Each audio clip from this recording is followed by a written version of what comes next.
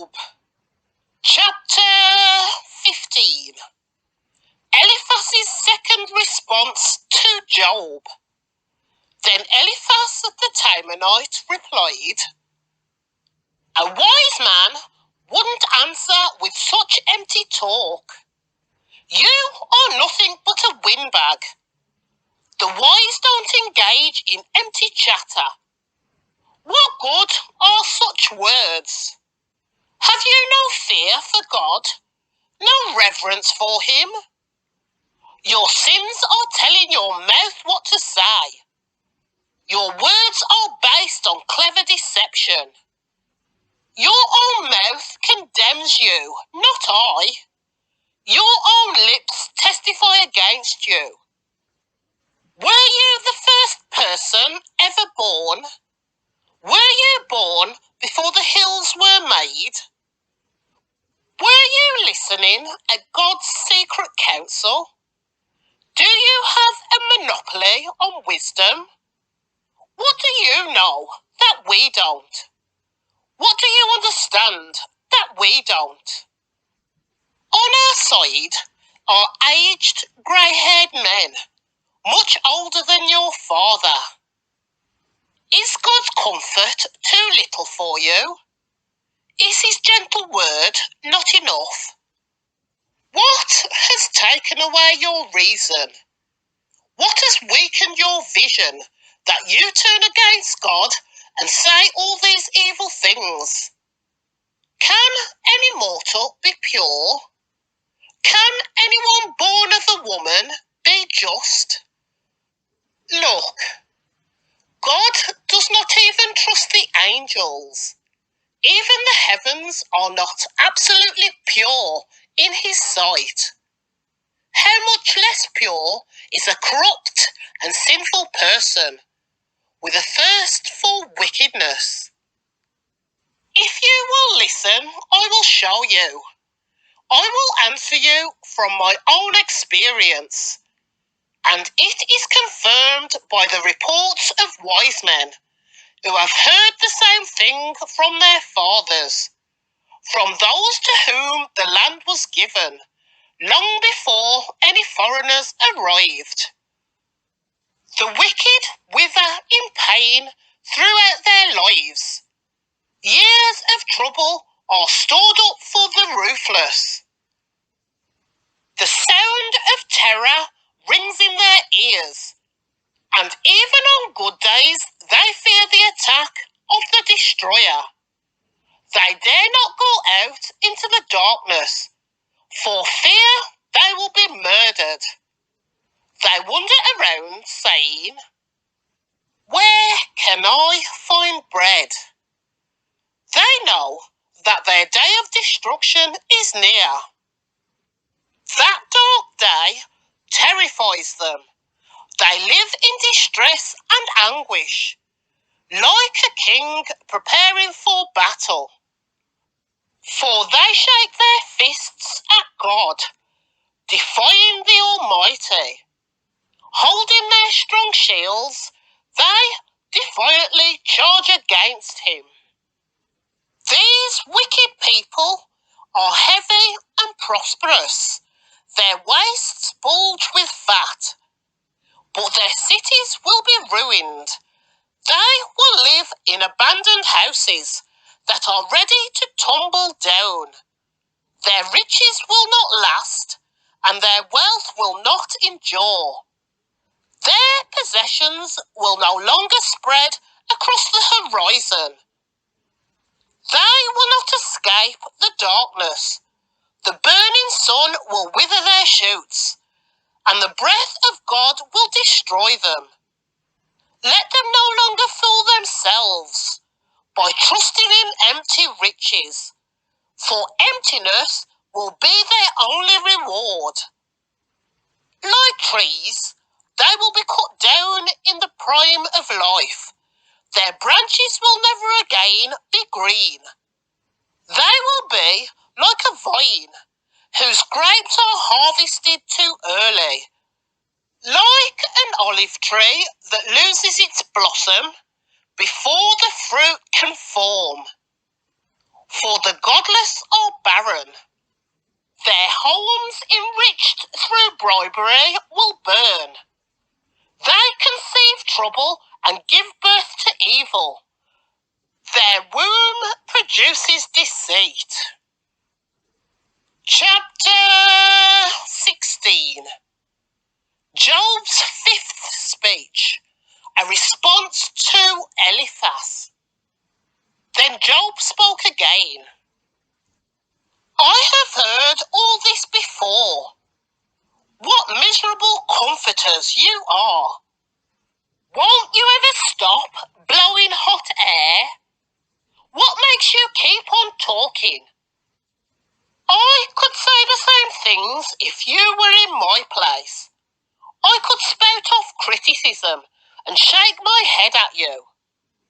But if it were me, I would encourage you. I would try to take away your grief. Instead, I suffer if I defend myself, and I suffer no less if I refuse to speak. Oh God, you have ground me down and devastated my family. As if to prove I have sinned, you've reduced me to skin and bone. My gaunt flesh testifies against me. God hates me and angrily tears me apart. He snaps his teeth at me and pieces me with his eyes. People jeer and laugh at me. They slap my cheek in contempt. A mob gathers against me. God has handed me over to sinners. He has tossed me into the hands of the wicked. I was living quietly until he shattered me. He took me by the neck and broke me in pieces. Then he set me up as his target, and now his archers surround me. His arrows pierce me without mercy. The ground is wet with my blood. Again and again he smashes against me, charging at me like a warrior. I wear burlap to show my grief. My pride lies in the dust. My eyes are red with weeping. Dark shadows circle my eyes. Yet I have done no wrong, and my prayer is pure. O earth, do not conceal my blood. Let it cry out on my behalf. Even now, my witness is in heaven. My advocate is there on high. My friends scorn me, but I pour out my tears to God. I need someone to mediate between God and me, as a person mediates between friends. For soon I must go down that road, from which I will never return. Chapter 17. Job continues to defend his innocence. My spirit is crushed, and my life is nearly snuffed out. The grave is ready to receive me. I am surrounded by mockers. I watch how bitterly they taunt me. You must defend my innocence, O God, since no one else will stand up for me. You have closed their minds to understanding, but do not let them triumph. They betray their friends for their own advantage, so let their children faint with hunger. God has made a mockery of me among the people. They spit in my face. My eyes are swollen with weeping, and I am but a shadow of my former self. The virtuous are horrified when they see me.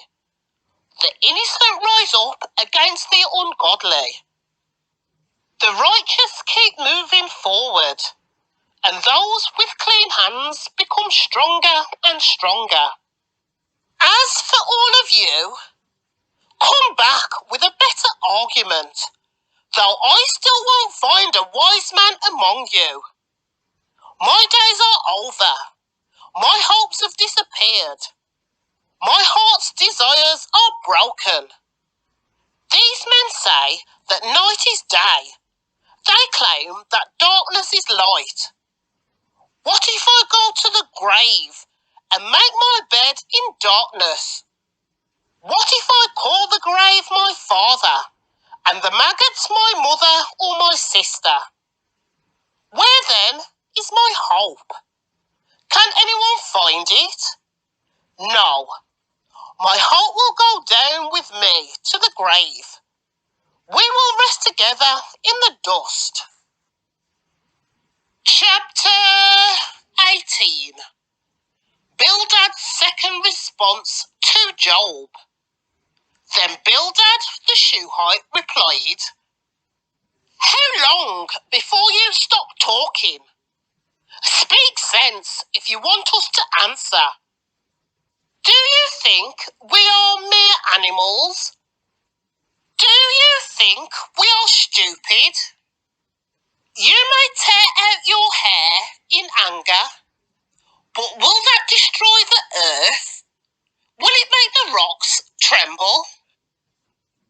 Surely, the light of the wicked will be snuffed out. The sparks of their fire will not glow. The light in their tent will grow dark. The lamp hanging above them will be quenched. The confident stride of the wicked will be shortened. Their own schemes will be their downfall. The wicked will walk into a net. They will fall into a pit. A trap grabs them by the heel. A snare holds them tight. A noose lies hidden on the ground. A rope is stretched out across their path. Terrors surround the wicked and trouble them at every step. Hunger depletes their strength, and calamity waits for them to stumble. Disease eats their skin. Death devours their limbs.